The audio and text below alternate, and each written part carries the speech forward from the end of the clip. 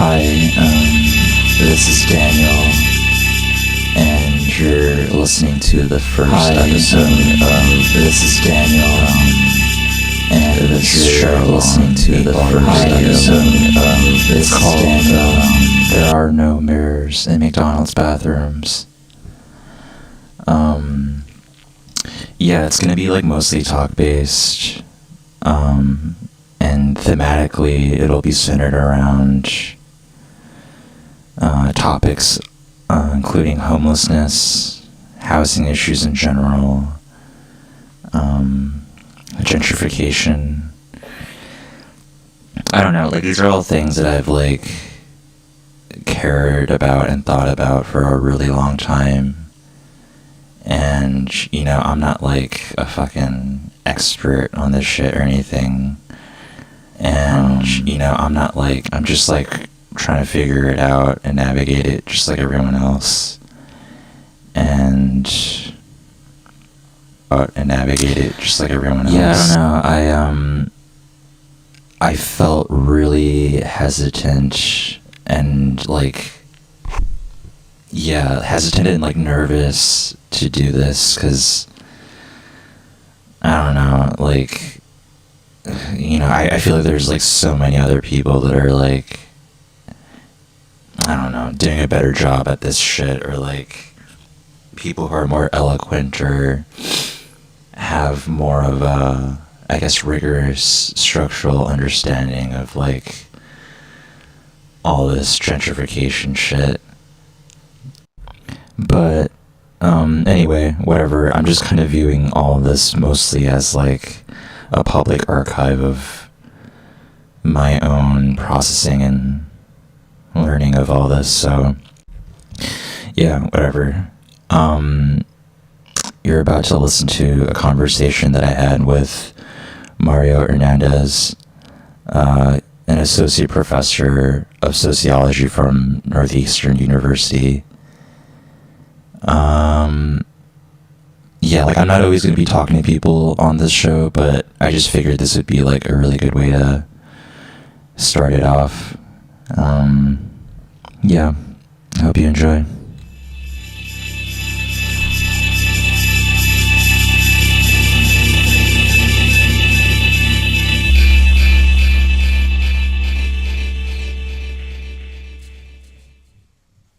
Hey, Daniel. Hey, Mario. I just really want to say right off the bat that I appreciate you being down for this. Hey, I know it's like a holiday weekend. And I just really want to say right off the bat that I appreciate you being down for this. I know it's like a holiday. So I guess just for some more context, I appreciate you being down for this. This is like a radio show. Yeah, so I guess just for some more context, I appreciate you being down for this. And it's just going to be like a radio show. Yeah, so I guess it's just like around like or kind of publicly exploring. And it's just gonna be like a radio show. So I just like around like or kind of publicly exploring. I am hearing green allegations. It's gonna be like a radio show. So I just like around like or kind of publicly exploring. I am hearing green allegations. It's gonna be like a radio show. I just get some like allegations that don't so yeah, like I don't know, like I guess. Did you want to like introduce yourself and kind of like mention, I don't know, whatever parts of yourself you feel are relevant? Sure, yeah. So thank you for having me, man. So my name is Mario Hernandez. I'm an assistant professor of sociology at what's now Mills College at Northeastern. So we're an independent women's college for 159 years, and then we recently merged with Northeastern. I've been here since 2019. I was in New York for about 14 years before that at the new school. I'm from the Bay Area, but I feel like I came into my own in New York, and I still live part-time in New York, and so I love all things New York. And it's been a while since I've been thinking about my life there. I mean, in terms of the research that I do, most of my work is based in Oakland now. Thinking about the similarities and differences between the two cities and how they approach issues like affordability, homelessness, gentrification, etc. But I'm a gentrification scholar. That's the literature that I read. I'm an urban sociologist, but my specialty is in gentrification. So it's a really interdisciplinary field, which we can talk about in a bit. But that's my area of specialization. It's a really interdisciplinary. Sweet. Yeah. It's interesting that you mentioned the Bay Area because I was born and raised in New York. And I guess I don't know if you're aware of like the situation in New York specifically, but there's been a lot of, I guess, influx of newer waves of transplants, I guess, or whatever like term you feel is appropriate. And a lot of them do come from the Bay Area. And I feel like, and we can get into this later, but I feel like from my perspective, it almost seems like there's this like globalization of all of these different like, I guess, changing of landscapes across the US. Like, I feel like it's being very driven by like the tech industry. Like Texas is getting gentrified. I think like even upstate New York is getting gentrified by like rich young money, and like the rich old money people are like, what the fuck? I guess I'll introduce myself and then we can like get into the conversation. Sure. I mean, we could like describe ourselves with like infinite terms, and like we can spend all our like fucking lives. But yeah, I was born and raised in New York. I was mostly raised with a single mother, or for pretty much my whole life. And we were priced out of Queens when I was in like high school, and we had to live in Jersey for a bit. So I think like from an early age, I think like housing's been on my mind for a while, and I think I have a lot of emotions behind it, to put it in a diplomatic way, but I've always wanted to try and like understand it better. So I guess like that leads to my first question, like what is gentrification? Like how would you describe that?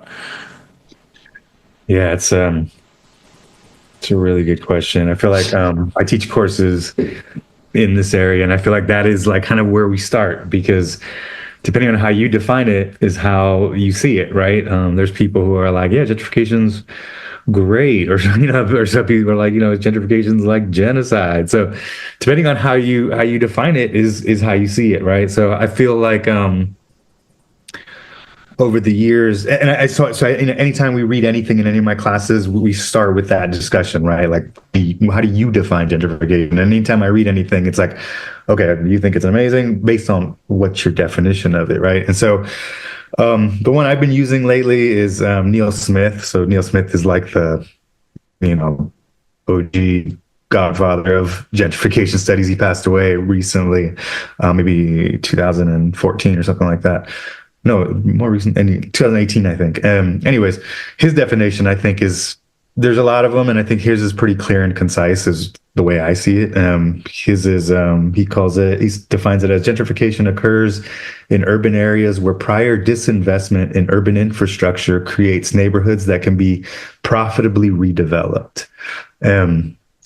It gets at agency, right? Because sometimes people define gentrification just as the changing of neighborhoods, right? Of middle-class people moving into a poor neighborhood, as if this is something that's just kind of like things happen, cities change. It's just kind of like, right, this part of living in a city.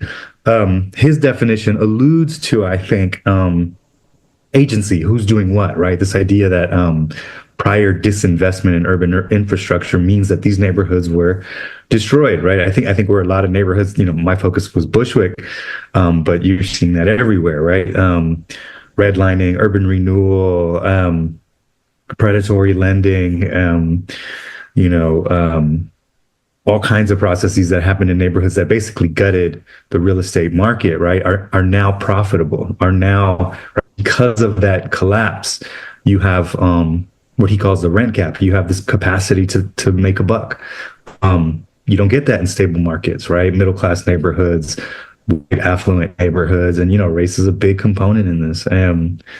So I think that kind of relationship between past injustice has to be part of that conversation, right? Why are these neighborhoods predominantly Black and brown? Why are they predominantly poor? How did they become clusters for these communities? And why are they now suddenly profitable, right? What happened there? So that's how I see it. And that's not how everybody sees it in the literature, but that's how I see it. Yeah, and I mean, so speaking of Bushwick, because I guess my current understanding of the history of Bushwick, and I guess New York in general is that, and I know your book that you wrote, Bushwick Bohemia. Bushwick's Bohemia. Yeah, I know that explores it, but my understanding is that like New York used to just be really cheap. There were like a lot of warehouses specifically in Bushwick, and you know people like David Byrne and all these like artists saw that they could just live there for like crazy cheap, and so they brought, you know, as they continued to pop off in popularity, they brought more of I don't know, I guess like cultural export, and so more and more people wanted to move in. They wanted to be close to these celebrities. I guess in your opinion, I mean, I don't know, maybe this is like spoiling your book, but do you feel like that was the main, like, what do you feel like were the main forces of, I guess, gentrification in Bushwick? Yeah. So, man, you know, I know that's like a huge question. Yeah.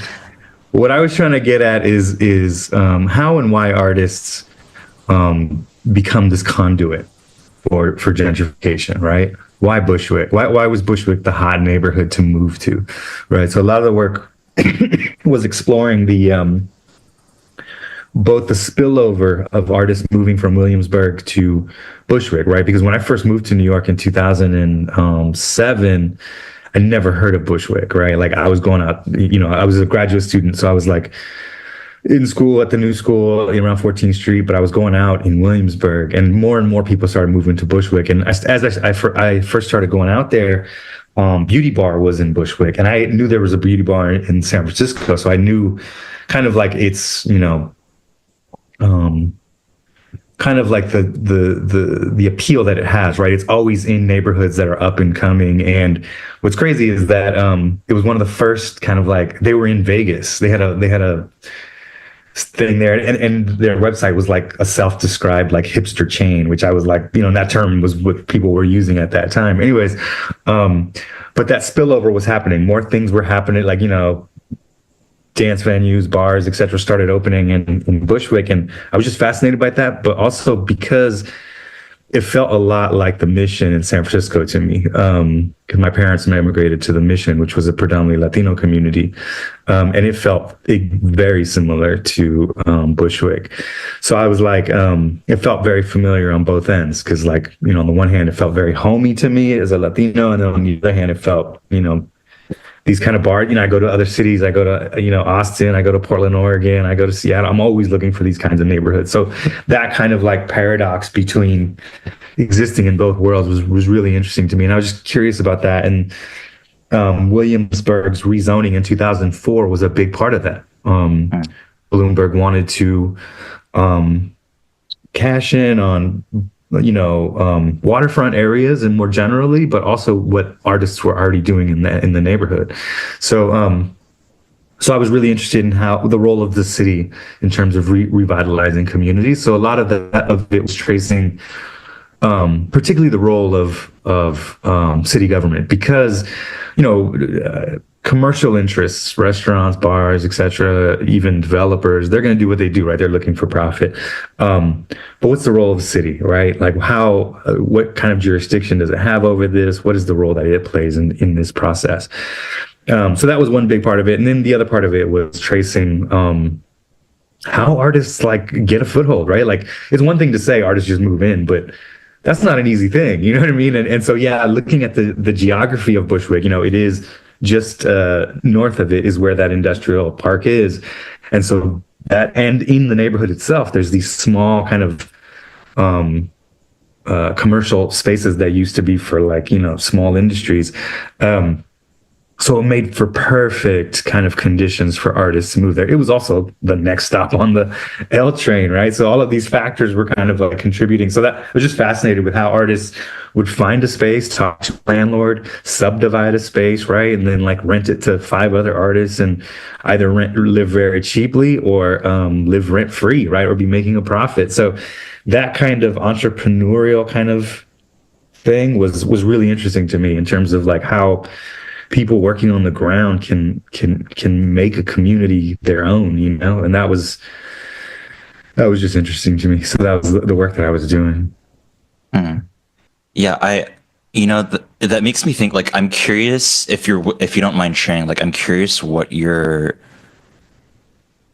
I guess, personal, I guess, emotions about gentrification are. Because for me, right, like, I feel so torn because I feel like in a sense gentrification is almost inevitable. I mean, if we're like talking about like capitalism and like, if we're going by Neil Smith's definition, it's like there's always going to be some sort of like subset of the US population that's disenfranchised, and that will always potentially create conditions for, whether it's intentional or not intentional, for people who can afford more things to move in and kind of like set up shop.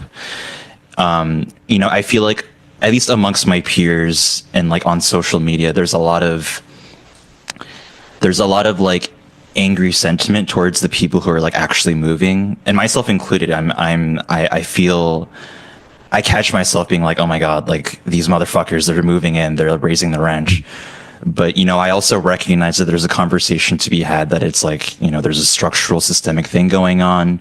Maybe we should be focusing more on the developers and, the governmental policies that are controlling the red zoning and all that. Yeah. Do you feel like, I don't know if this is like a crazy question, but do you feel like it's fair or warranted at all? Like, do you feel like the people who are actually moving, are they more of a symptom of all of this, or are they like a part of this structural, whatever you want to call it? I don't know if that made sense. It does. Yeah, no. And I think it's, yeah, on the one hand, I feel like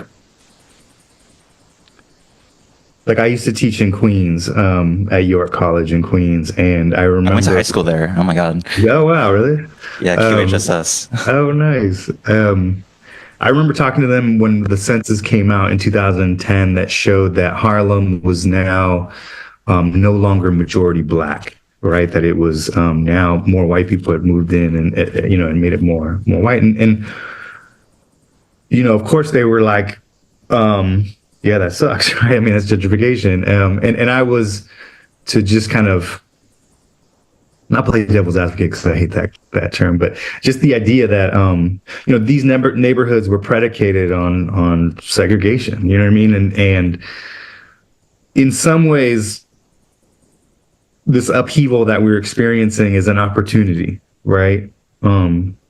Not that it's inevitable that we're all. Some people think that just by virtue of people moving in, we're diverse and we're going to be all good. It's not happening that way, right? And I've seen articles and it's infuriating that they're like, oh yeah, cities are more diverse than they've ever been, but that's temporary. You know what I mean? Like Oakland has lost like 44% of its black population slowly, right? You see it every single census. You see it every single, right? And so it's a it's a tenuous multiculturalism, as some would like to frame it as. But it is a proposition, right? I think that if you have good policy folks or people that want to create alternatives, right? If there's that will, if there's that drive, if there's that community building, it could be the beginning of something different, right? I think that a lot of urban sociology before gentrification was focused on how terrible it was that communities are so hyper segregated, right? And so there's the racial and class dynamic of segregation, right? And should we be celebrating that? There's also, I think, from an urban planning perspective, this opportunity of like, it's just more sustainable to have people living together in cities, right? Living in cities is the most efficient way to have, right, to plan cities. Suburbanization was a great catastrophe in so many ways, right? Call car culture, these big box, malls, all, you know what I mean? So we have to live together, right? It's just how it goes. I mean, not that we have to, but that is the most efficient way. I think that there's been an inevitability in that, like one author said that, a lot of the Black and brown experience has been one of containment, disinvestment, and now banishment, right? So this is part of a longer continuum. And so there's that for sure. That feels like an inevitability. But and so this is just, part of the work that I was doing was historical, going to the Brooklyn Historical Archives, going to all the, New York archives and looking at tracing the historical development of Bushwick. And yeah, Bushwick was all white for a while. It was a middle class society. As soon as, the interwar years and right after World War II, it became hyper segregated Black and brown community, in a process that was repeated all over the country. So that feels inevitable for sure. But the work that I'm doing now, so much of the work in that book was about tracing the problem, right? How we got here, who are the forces that are perpetuating it, all that. For my sanity, for my it's just where I'm at now. I don't want to be diagnosing problems for my entire life. You know what I mean? So the work that I do now is looking at how communities are coming together to solve their own problems, community-centered approaches, right? And to this very issue of displacement and gentrification. And so that's the work that I'm doing now. So I guess I'm feeling more hope in that I'm seeing people doing amazing shit. And that's the work that I want to do. And I think that is just one, because I'm choosing to look at it that way. Maybe that makes me more hopeful. Because these are also just micro kind of examples, but that's kind of where I want to be. And that's kind of what I want to focus on and accentuate. That's awesome. I mean, yeah, that makes, I feel like I'm in a very similar position. Like, I don't know as nearly as much as you do, but I'm also trying to talk to people who are, I guess, really involved in, I guess, this field of thinking, and just trying to be like, hey, what the fuck are we doing about this? Because I feel very depressed. It's very easy for me to feel hopeless and be like, okay, what is protesting going to do? The developers don't give a shit. They're just going to continue on. Right. It's do you have any examples or whatever that you're able to share at the moment? Yeah, so I'm focused. I'm finishing up 2 papers here in Oakland, and I'm actually working with a scholar in Brooklyn. So we're doing comparative of what are some of these amazing projects people are doing in both places. But the 2 that I'll tell you really quickly in Oakland, one is the Socorro Land Trust. They use a community land trust model to reclaim this. It's an empty parking lot that was a sacred Native American shell mound, village, gathering space for almost 5,000 years. The community never forgot about it. It was a restaurant for 85 years, and the parking lot was literally built on top of this community.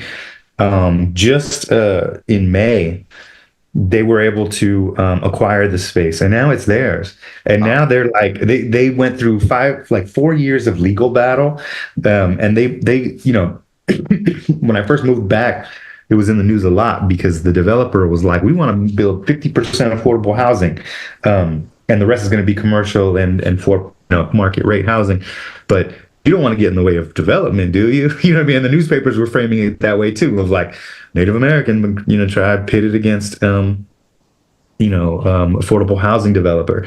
The developer was not affordable. The thing is, in California, if you have at least 50% affordable housing, you can streamline the process, and you don't have to go through CEQA, which is the environmental clause stuff. And part of that is having to speak with Native American groups about, things like that. And they were never going to do it. They couldn't afford it. It didn't, that's another conversation, but 50% affordable housing, it's not tenable for the developer to even make a profit. So it wouldn't have gone through anyway. Anyways, so 5 years of legal battles and being in the news, finally they won the land back. So the paper I wrote is tracing how that happened, how that even happened, that they were able to go up against this huge developer and win, right? And so it's the first urban Native American land reclamation, and it's a women's it's a women organized organization. They're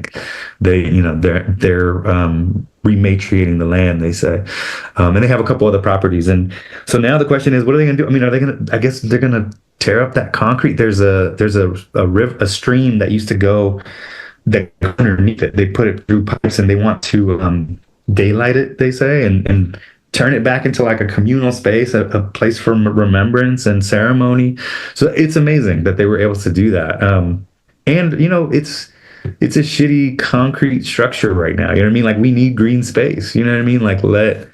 Native Americans be the steward of bringing us back to a place that we need to be, right? So that's one paper that I'm writing. The other one is Moms for Housing. I don't know if you've heard of this one, but this developer had bought this house, and he was, they bought it at, it was a foreclosed house. It belonged to somebody whose home was foreclosed on. They bought it cheap. I think they bought it at like 275, and they were looking to sit on it.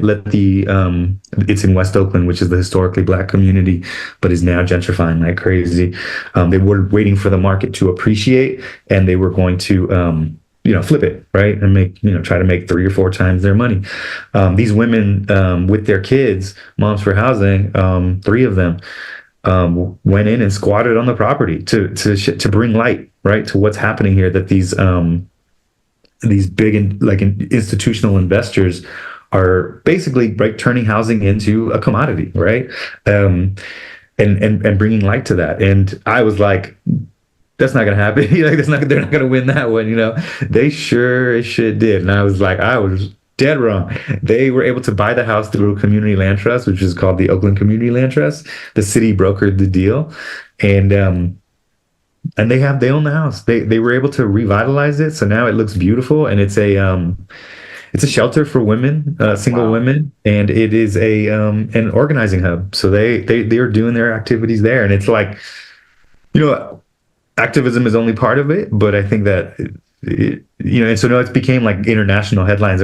As I was doing research for the paper, people in Australia, right? People have written about it all over the place, and it worked. They did it, and they own the home. And now the developer Wedgwood said that they're going to give a right of first refusal to Moms for Housing. So any property they look at, they have to go, speak to them and say, are you interested? Would you want to buy? And then they can do their work if the moms are not interested, which is pretty amazing.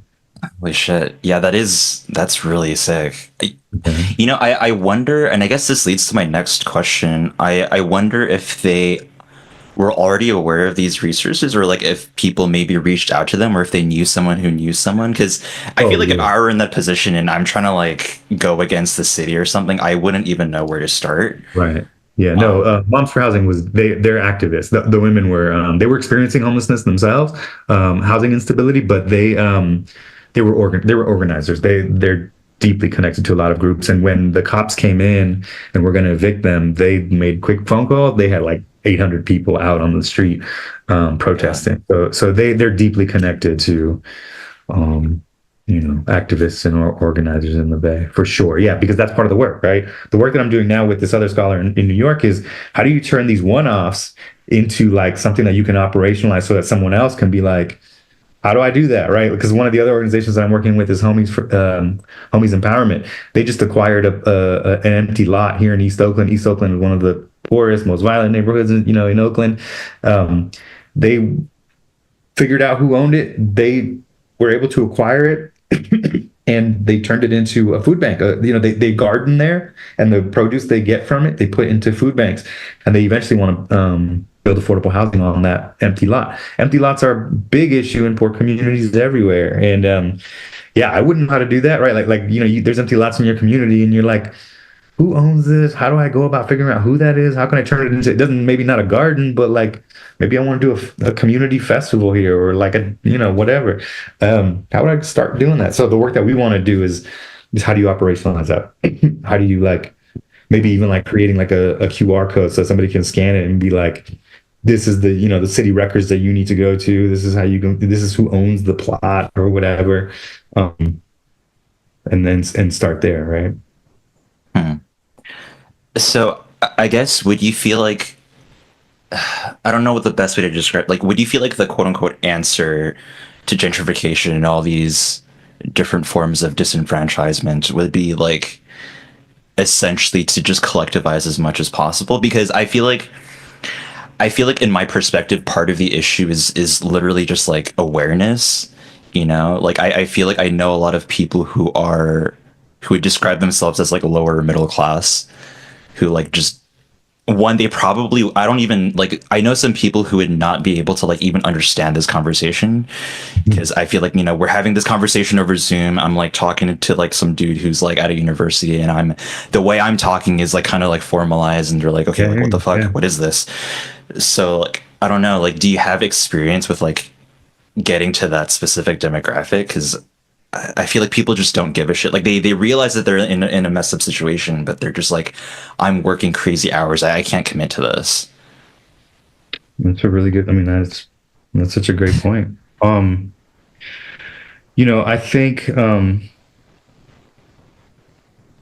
creating a sense of community is important, right? I think that and measures that can do that are vital, right? So like I think the arts are really important, right? Like I think that um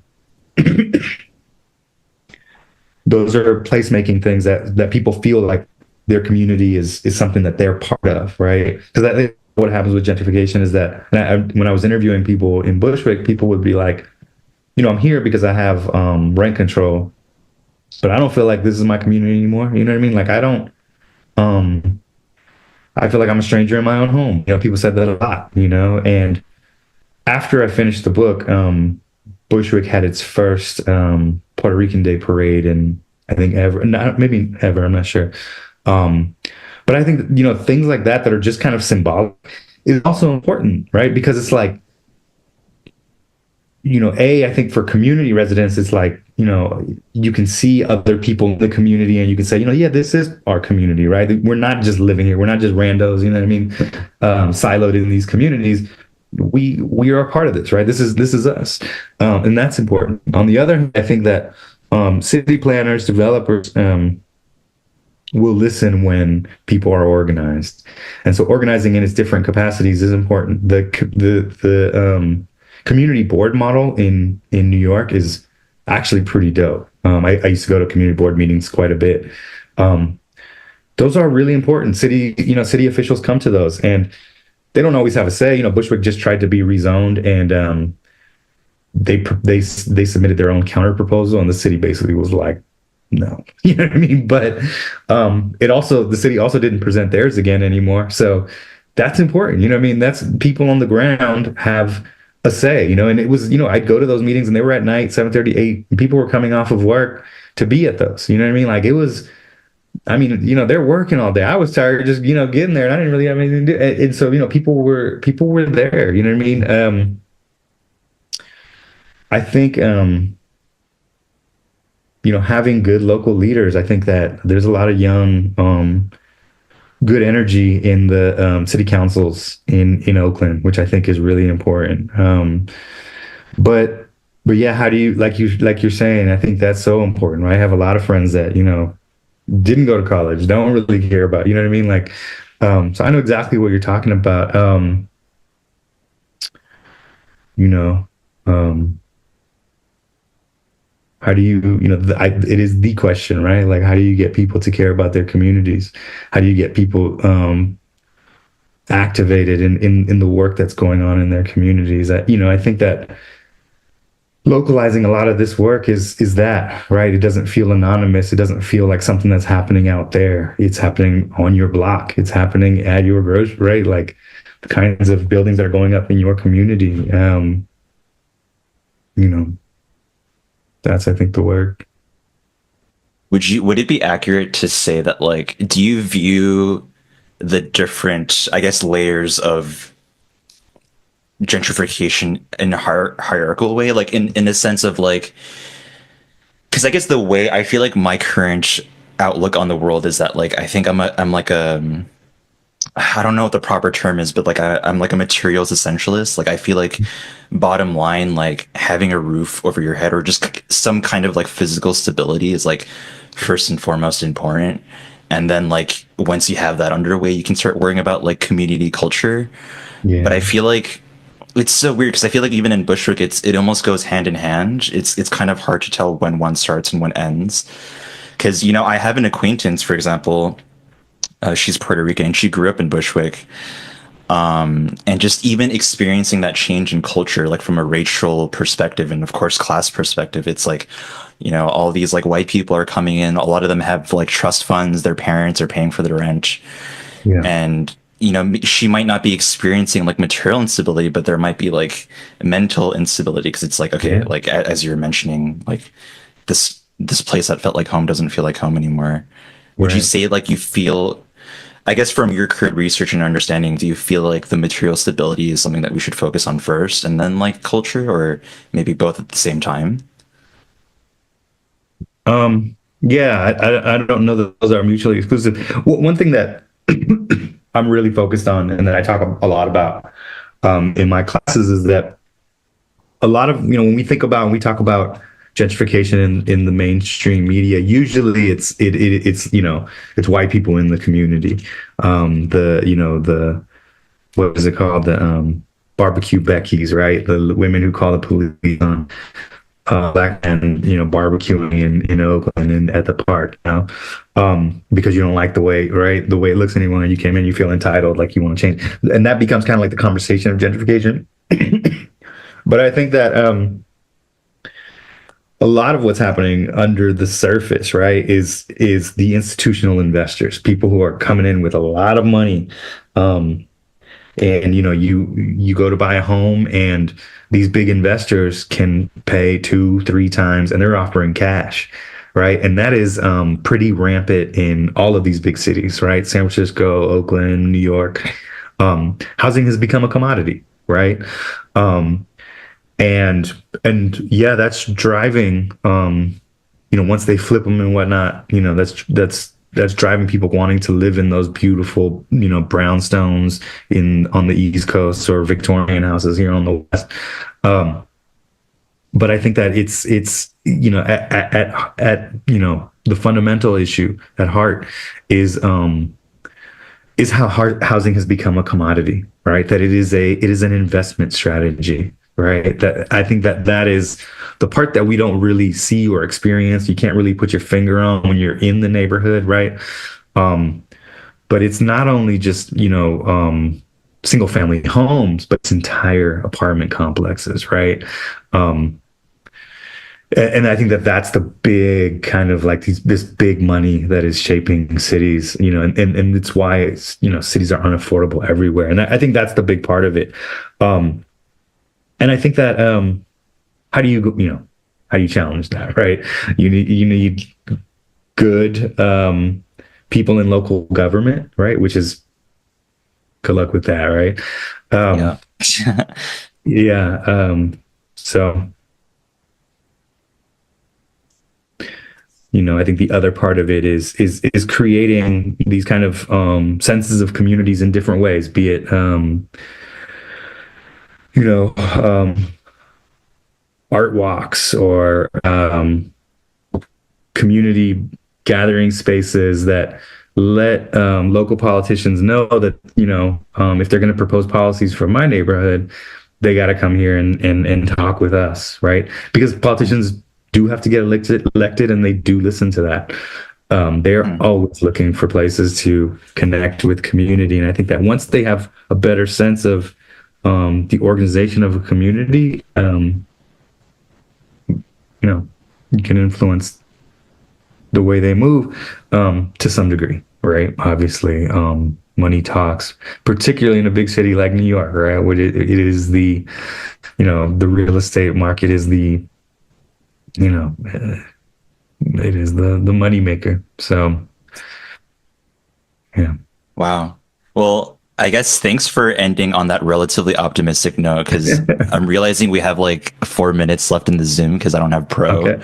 Oh, okay. And I was like, damn, it would have sucked if we just ended on my relatively depressing question.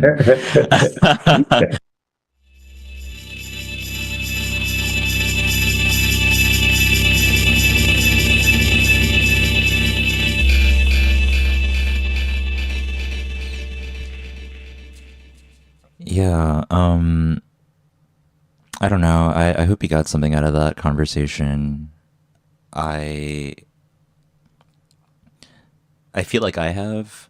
I think it's really easy to be really doomer about just all the shit that's going on. And it's really inspiring to hear that, like, two like huge concrete examples and very recent modern examples of, the little guy beating the big guy. And it's inspiring. It's further inspiring me to take action, in my own life and with my own body. Whether it's not even just like going to protest. It's like, how do we like also like get involved with policy and legislation, and how do we get in, like, how do we, disrupt or reform or get involved in these meetings or these like voting processes where, shit gets like actually legally decided, whether it's new land development or whatever it is. I feel like it can be really difficult to look at all the things that are going on that you care about and feel really small and like isolated, but there's a lot of people who are really involved and who have been involved for a really long time. And I don't know what the fuck I'm saying. I think what I'm really saying to myself really is just like, I gotta touch grass. I gotta touch more grass, go outside and, I don't know, just like talk to people. Yeah, anyway, I'm gonna close this episode out with like this like 20-minute mix that I found on SoundCloud. It was made by someone else. I'm just putting like the whole thing here. It's like a great mix in my opinion. It's called Bounce in like a really weird font, or it's not that weird. And it's by Asukar. See you next month. Hey DJ, want to play my song? You got the whole singing and shaking all night long. Hey DJ, want to play my song? You got the whole singing and shaking all night long. I want to shake it to the left, pick it to the right, mix it to the floor. You gon' work it all night, like shake it to the left, pick it to the right, work it to the floor. You gon' wind it up, wind it up, wind it up, wind it up, wind it up, wind it up, wind it up, wind it up. Wind it up, wind it up, wind it up, wind it up, wind it up, wind it up, wind it up, wind it up. I need you on your toes, on your toes, on your toes, on your toes, on your toes. There you go, hit the floor, there you go, on your toes, there you go, hit the floor, hit the floor, hit the floor.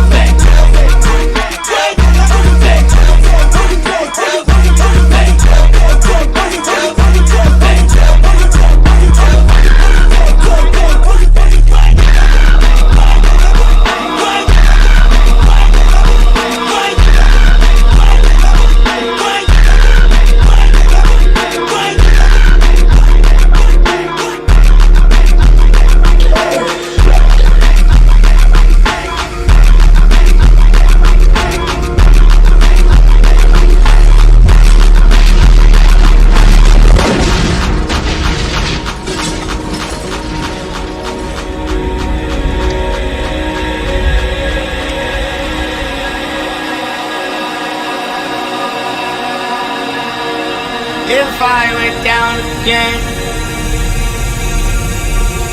would you get tired of it? If I went down again, would you get tired of it? If I went down again, would you go with my friend? Would you spend all my ends? Go with if I went down again, would you get used to it? That's all that foolishness. That's all that losing shit. I always look at no, I ain't losing.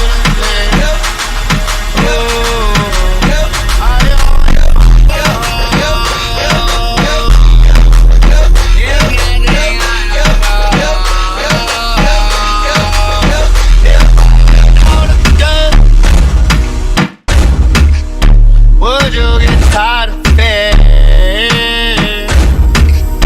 if I went down again? Would you get tired of it? Tired of it? I went down again, would you take me on your timeline? If I went down again, can I put you up like a hotline? I went down again and I put that thing where we going.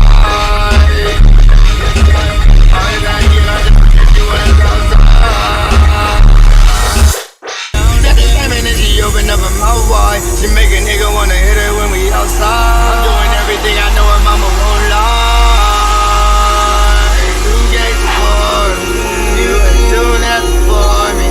She thinks she came before me, she said you came before me. She put her with me on.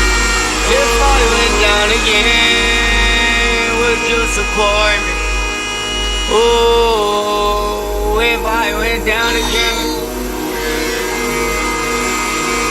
if I went down again,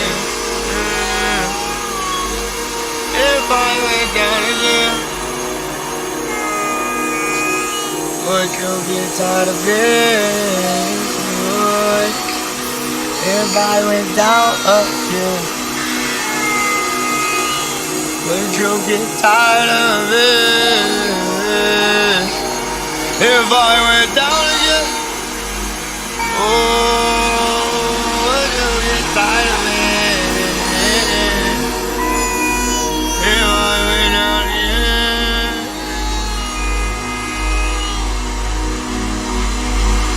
would you get tired of it?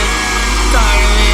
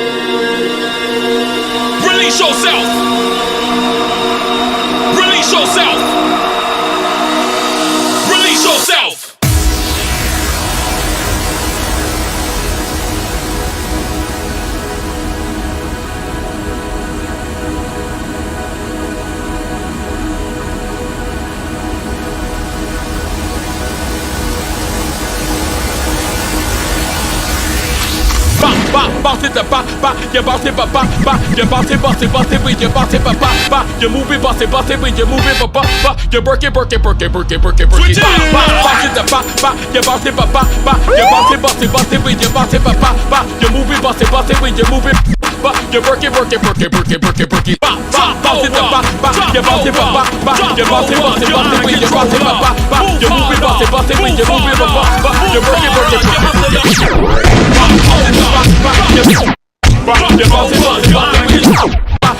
bounce it, you bounce it, when you move it, you work it, drop lower, he about to roll up, move harder, he about to move harder, you hustle harder, she want rock harder, he about to coming real harder, she want move harder, he about to move harder, you coming real harder, she wanna, he about to, she wanna, he about to, she wanna, he about to, you